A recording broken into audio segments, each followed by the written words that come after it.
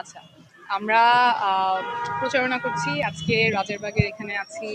গতকালকে আরো অনেক জায়গায় যাওয়া হয়েছে। বেড়াদিয়াতে গিয়েছি, আমরা মাদারটেকে গিয়েছি। প্রায় ঢাকা ৯ আসনের সবগুলো জায়গায় আমরা যাওয়ার চেষ্টা করছি। এখানে খিলগাঁও সবুজবাগ মুগদা নিয়ে যে ঢাকা ৯ আসন, আপনারা জানেন আমি ফুটবল মার্কায় স্বতন্ত্র প্রার্থী হিসেবে আগামী সংসদ নির্বাচনে প্রতিদ্বন্দ্বিতা করছি। তো আমরা সচেতনভাবেই ক্যাম্পেইনটা একটু ভিন্নভাবে করছি। কোনো শোডাউন করছি না, কোনো মিছিল করছি না, কোনো পোস্টার লাগাচ্ছি না, লাউডস্পিকারে যে মানুষের ভোগান্তি হয় সেটাও অ্যাভয়েড করছি। চেষ্টা করছি ভোগান্তি যতখানি কম করা যায়, জনজীবনে যাতে বিঘ্ন যতখানি কম করে আমরা প্রচারণা করতে পারি সেই ধারাই যাচ্ছি। যেই ট্রেডিশনালি যেটা চিন্তা যে অর্থ আর পেশি শক্তির বাইরে রাজনীতি করা যায় না বা প্রচারণা করা যায় না, সেটা থেকে আমরা ভিন্নভাবে করার চেষ্টা করছি। প্রমাণ করতে চাচ্ছি যে না, প্রচারণাটা আসলে ব্যক্তিগত সম্পর্কের উপর ভিত্তি করেও করা যায়। আমরা একেবারেই মানুষ যেখানে আছে সেখানে গিয়ে প্রচারণা করছি, অলিতে গলিতে, পাড়ায়, মহল্লায়, উঠানে। কালকে আমরা একটা বস্তির ভিতরেও গিয়েছিলাম, সেখানেও অনেক ভালো সাড়া পেয়েছি এবং মানুষের কাছ থেকে সাড়াটা আসলে একেবারেই কল্পনার বাইরে। সবাই এত ভালোবাসা দিচ্ছেন। একটু আগে আপনারা দেখছেন যে গাড়ি থেকে নেমে চলে আসছেন কথা বলতে, শুভেচ্ছা জানাতে। অনেকে রিক্সা থেকে নামছেন, অনেকে হাঁটার অনেক দূর হেঁটে এগিয়ে তারপর আবার ফেরত এসে কথা বলে যাচ্ছেন, শুভকামনা জানাচ্ছেন এবং সব বয়সের মানুষের কাছ থেকেই ভালোবাসা পাচ্ছি।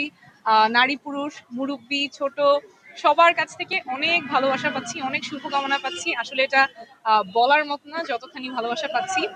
আমাদের ইশতেহারটা নিয়ে অনেকে কথা বলছেন, আমাদের শিক্ষার বিষয়ে অনেকেই জানতে চেয়েছেন এবং আমরা এর আগেও যখন আমাদের এলাকা থেকে অনেক আন্টিরা যারা গার্জিয়ান আছেন তারা বলছিলেন যে শিক্ষার মানটা দেখুন।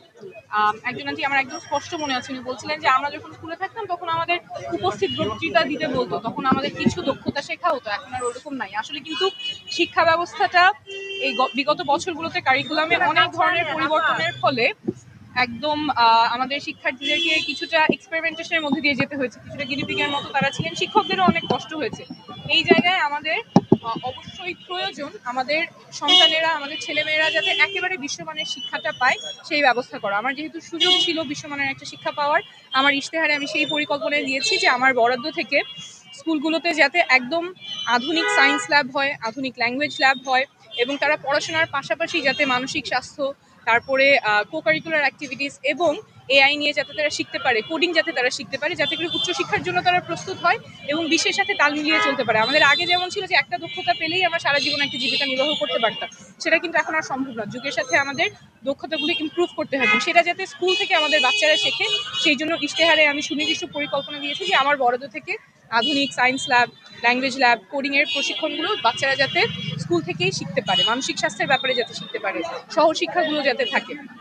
এবং আরেকটা কথা, একটু আগে একজন বলছিলেন যে ওনার ছেলেমেয়েদেরকে উনি পড়াশোনা করিয়েছেন, বড় ছেলেটা গ্র্যাজুয়েট হয়েছে কিন্তু এখনো চাকরি পাচ্ছে না। বেকারত্বের সমস্যা এখানে প্রকট, আমার এলাকায় বেকারত্বের সমস্যা প্রকট। এখানে সবাই ছেলেমেয়েদেরকে পড়ানোর চেষ্টা করেন কিন্তু তারপরে দেখা যায় যে মেধা আছে কিন্তু পুঁজি নাই। সেই ক্ষেত্রেও আমার ইশতেহারে খুব সুস্পষ্ট পরিকল্পনা আছে, বরাদ্দ থেকে আমি স্টার্ট আপ ঢাকা 9 একটা সিড ফান্ডিং এর ব্যবস্থা করব, যাতে করে এই যাদের পুঁজিতে সমস্যা হচ্ছে সহজে যাতে স্টার্ট আপ সিডিং ফান্ডটা যাতে তারা পায়।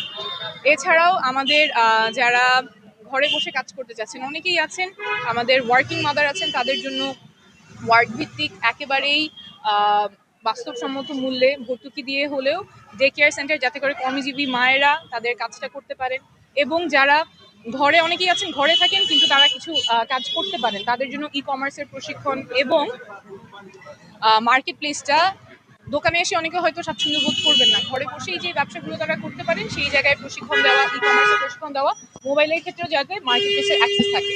তো এইসব সুনির্দিষ্ট পরিকল্পনা আমাদের ইশতেহারে আছে, এগুলো নিয়ে কথা হচ্ছে অনেকের সাথে, তারা পড়েছেন, দেখেছেন, শুনেছেন, শুভকামনা জানাচ্ছেন যাতে নির্বাচিত হয়ে এই কাজগুলো আমরা করতে পারি। তো সেখান থেকে অনেক ভালো ফিডব্যাক পাচ্ছি, অনেক ভালো সাড়া পাচ্ছি, সকলেই শুভকামনা জানাচ্ছেন, আমরা খুবই আশাবাদী।